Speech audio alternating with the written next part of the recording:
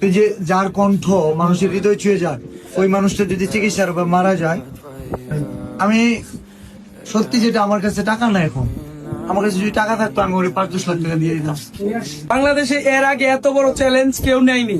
আমি challenge accept করছি। 7 দিনের ভিতর 30 লাখ টাকা আমরা যেভাবে ফান্ডিং করবো লিভার ক্যান্সারে আক্রান্ত সাইদ ভাইয়ের জন্য।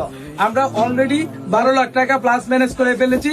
এর ভিতর বিল্লাল ভাই আসছে যেহেতু, তাহলে আশা করি বাকিটাও খুব সহজে ম্যানেজ হয়ে যাবে।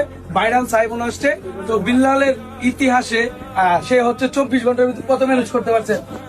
43 ঘন্টায় 10 লাখ, 3 দিনে 11 লাখ 85। আচ্ছা, আপনারা শুনে অবাক হবেন।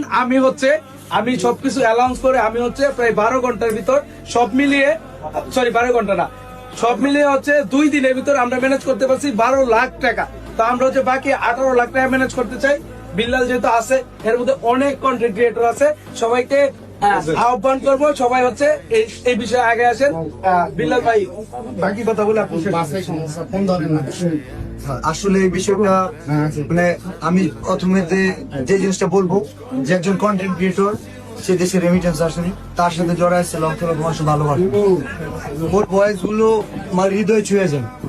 তুই যে যার কণ্ঠ মানুষের হৃদয় ছুঁয়ে যায়, ওই মানুষটা যদি চিকিৎসার বা মারা যায়, আমি জানি না কে কতটুকু কষ্ট পাবে, তবে আমি অনেক কষ্ট পাবো।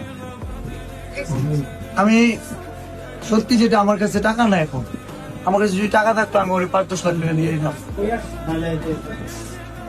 যদি না হয় কোনোভাবে, যদি কোনোভাবে না হয়, আমার জমি বিক্রি করে হলেও ওকে আমি টাকা দেবো।